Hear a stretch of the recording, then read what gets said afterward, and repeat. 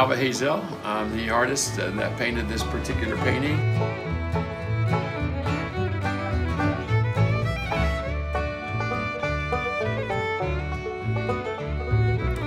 I've traveled all across this country. In my time I thought I'd seen it all, but today I took a detour down. I start my drawings generally with line drawings of pencil on paper, and then after I've gotten a commitment of the subject matter and the composition, I begin to block in color, and color's where things begin to start working. After I block in the color, I go ahead and add a little bit of water to the color pencils, and the whole process begins to take off. I'm working on this drawing for Kids Case Camp. This is the donation piece that we put in every year, and it brings a relatively high price. I hope that this will bring a lot of money because this is going to be a nice drawing, and I'm having a good time doing it. Basically, the premise is on the table here, if you may look at it, is more of a covered wagon and a camp guy, and there'll be a case symbol on here, but then I'm going to hide some case symbols all through this place as I'm working, so you'll be able to try to find the cases. To the dream. This is what living means to me.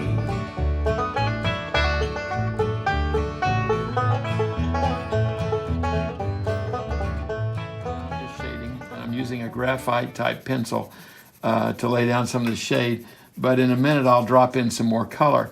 Right now I'm using just graphite and color pencil.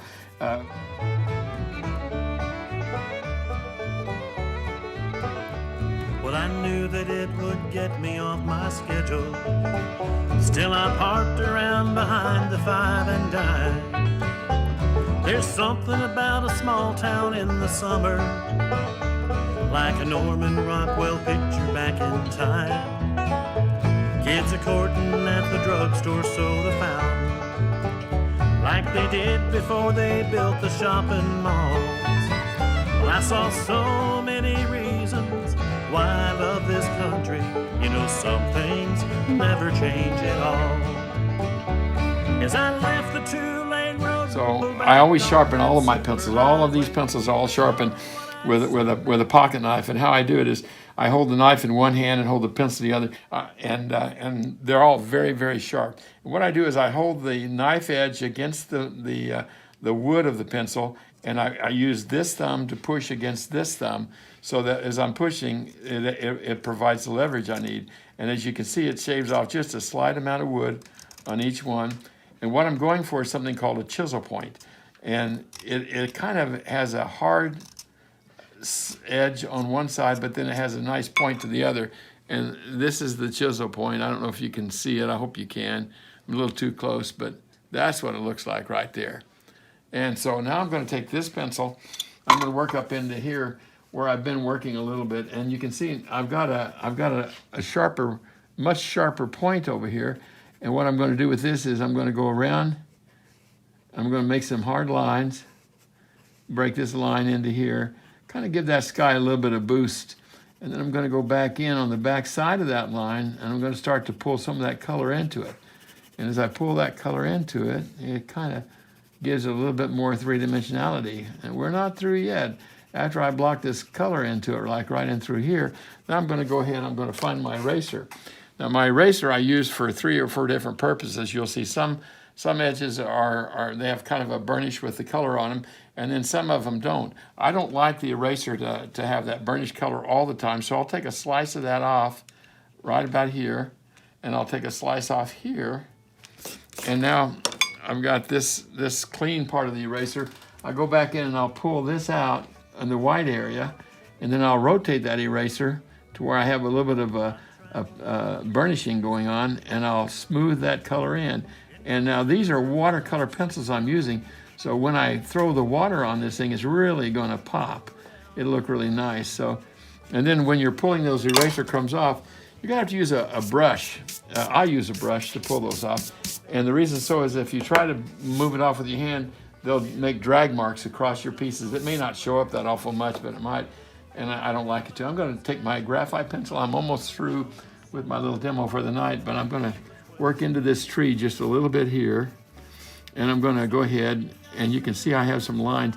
I'm going to come back into this. I'm going to come back a little bit of dark into there. And every bit of this paper will be covered with this before I ever go to watercolor. And then once I get that into there, I come back here with the burnish side, and I'm going to rub that just a little bit into that. And see how that kind of smooths that together? Kind of makes that look nice. So, so you saw me doing it with my hand right there. But really, to be honest with you, cleans that up like that. So the whole upshot is this entire piece will probably be ready to have water added to it. I hope that this is going to be a really nice drawing. I'm going to show you some more stuff later on. I just want to make sure that I show you what's going on now. When we throw the water on it, I'll bring you back and let you look at it and see what happens when water comes.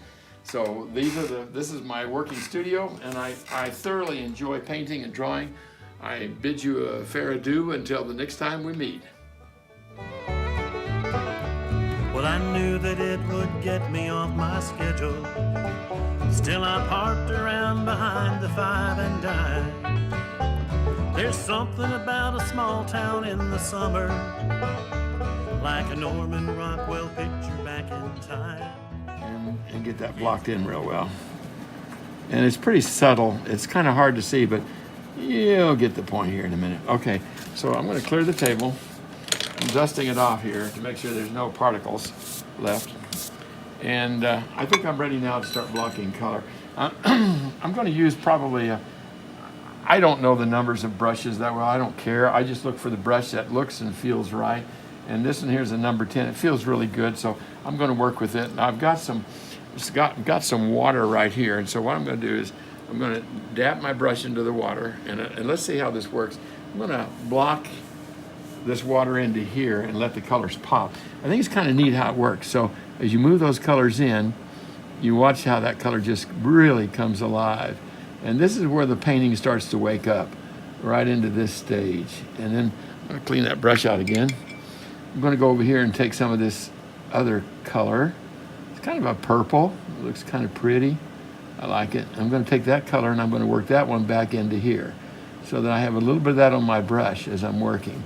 So as I move across, I'm going to use a clean brush, and I'm going to use the side of the brush, take some of that water out there, and I'm going to go up here, and look how that just pops open.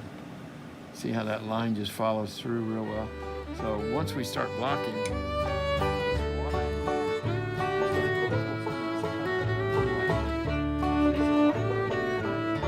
on the wings of a snow white dove, he sends his pure sweet love, a sign from above.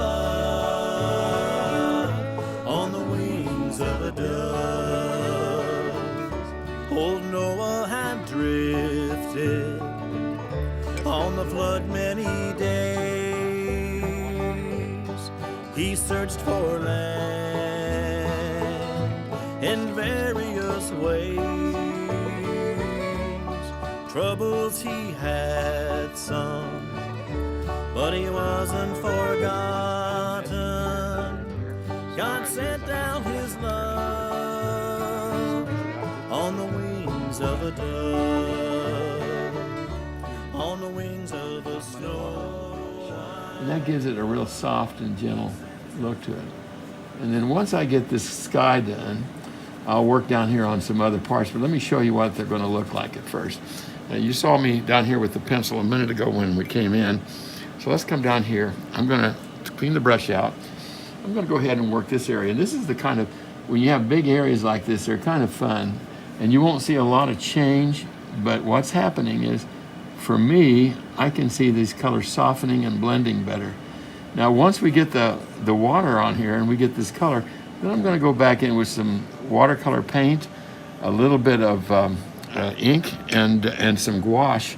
And I'm going to go back in and I'm going to start to build the painting and give it more of a three-dimensional effect. Right now, it's relatively flat. It doesn't have a lot of surface difference, but I'm going to add some deeper colors to it and give that surface difference. So this is what happens when you add color. So we'll come along in a couple of days. We'll come back to this and I'll show you what what the color's doing. It's really kind of fun. Here, let me hit this wagon real quick. This will be fun to pop. Check this out. Watch this. You hit that right there. You hit that right there. You just run these beads across here, and look at that. Isn't that cool? You actually get that feeling that those are real boards.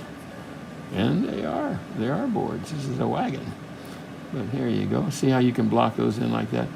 This is the sign here. I'm going to go ahead and block this, but we're going to cover up our sign that says case on it. But we'll come back and pick that sign up later. So don't panic when you see it disappear here. You just have to get that on there. Look how that color just comes out there. So let's go ahead and just do one more thing. I'm having fun. This is kind of what I like doing. This is going to take me several days to get this color blocked and get all these transitions from one color to the other blocked in. Let's do the barrel. See how that barrel kind of will come alive a little bit when we see how that color changes so quickly.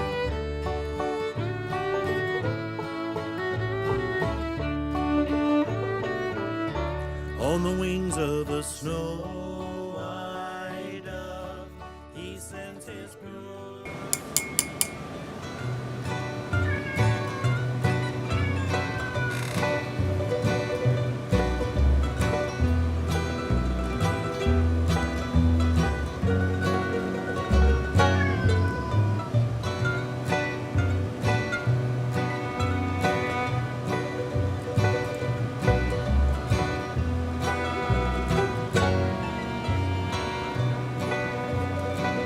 I am a poor wayfaring stranger while traveling through this world of war.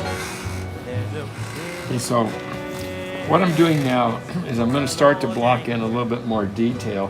We've got the color, we've got the wash, we've used our pencils, we've moved into to inks and gouache. And so now I'm going to start blocking in color and putting in more detail in some areas. At this particular point, I need to separate this to give it volume. So I'm going to work a little bit of a line color into this area. And as I do this, I'm going to kick some shape. I'm just going over Jordan. I'm just going over home.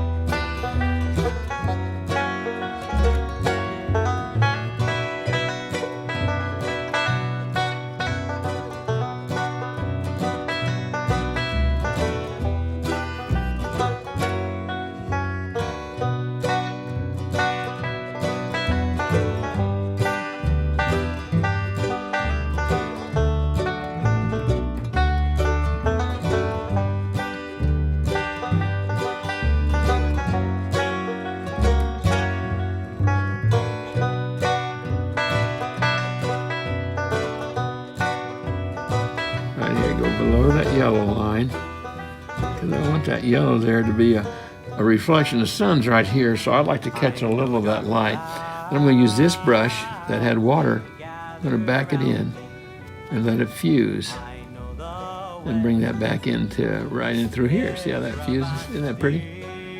Kind of neat how that works. Beauteous fields lie just before me, where dreary eyes shall be no more. I'm going by, see my mother. She said she'd meet me when I go. I'm just a go. I'm going to bring some water back into that. Remember what we did up there, down below? We're going to bring this back, and we're going to darken that in. Now that seems really dark, and it seems like we've done something kind of disastrous, but not really, because it's going to give us a three-dimensional look. It's really going to be kind of nice. And we're putting it on the back side of these tree limbs because they're on the opposite side of the sun over here. The sun's over here, so this is the backside of the cloud, the limbs. So we'll hit this right here. So, watch that fuse. Isn't that fun? Look at that.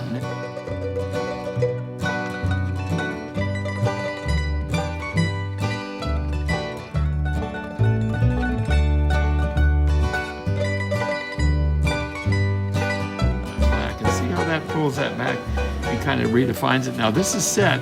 Now that it's set, I'm going to go ahead and pull some of that water off.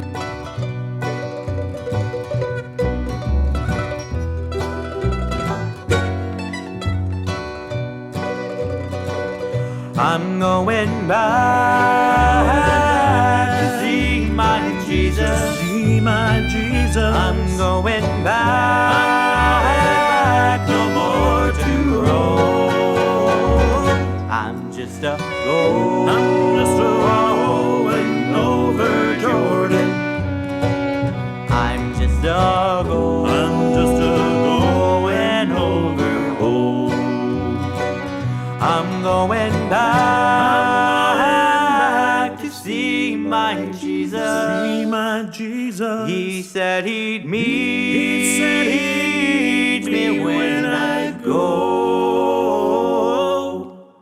I'm just a going over Jordan. I'm just a going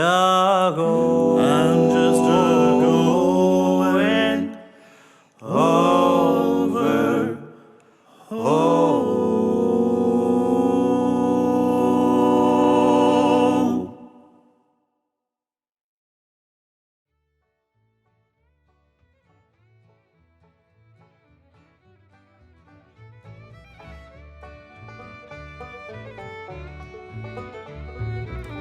I've traveled all across this country.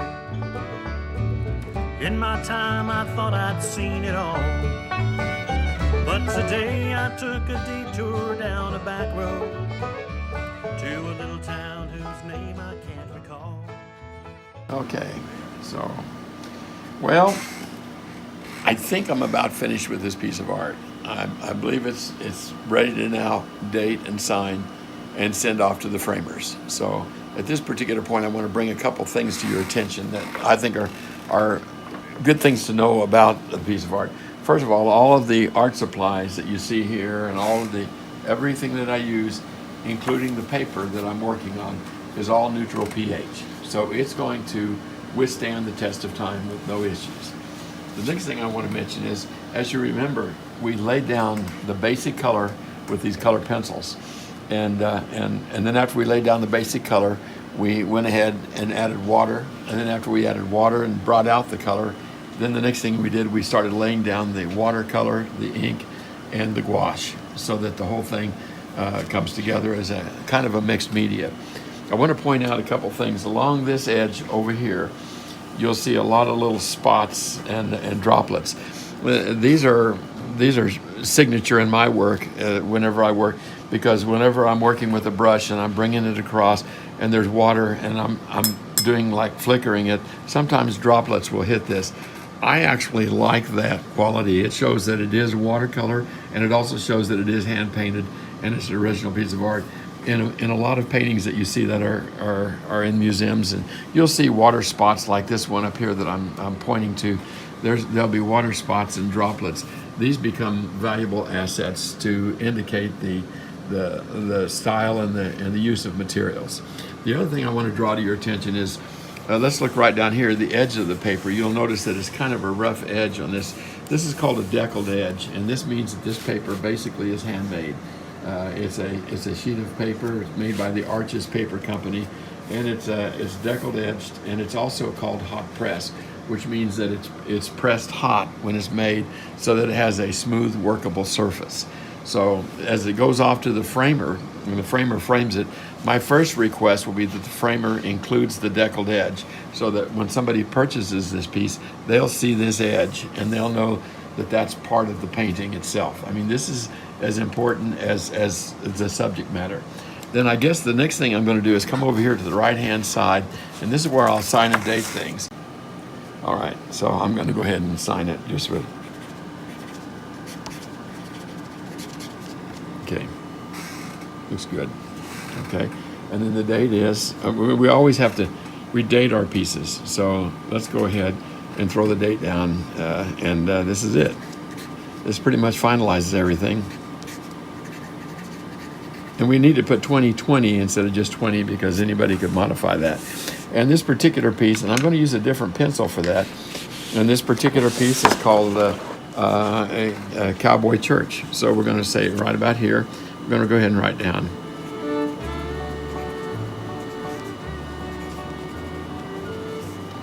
Search for CASE 2020. So Cowboy Church for Case 2020. And so this is what we have now. So it's now officially a finished piece of artwork.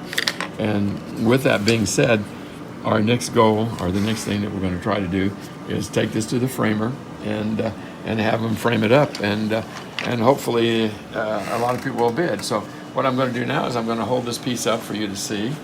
My arm's going across it. So just basically, there's your nice painting. I hope that you bid a lot, and I hope that you bid on it. Remember, all of the proceeds are going to go to Kids Case Camp, and it's going to help children. So no matter what you bid, every penny that goes for this painting will go into Kids Case Camp.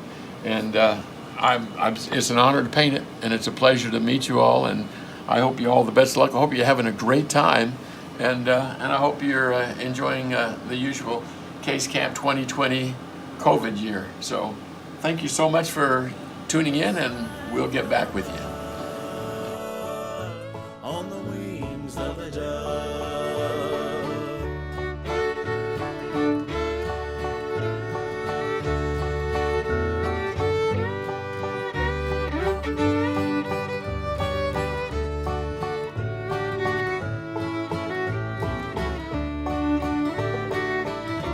When troubles surround us and evil days come, the body grows weak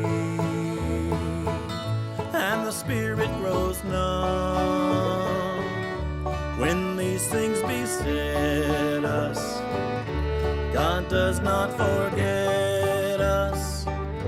He sends down His love on the wings of a dove, on the wings of a snow white dove. He sends His pure, sweet love, a sign from above, on the wings of a dove. He sends down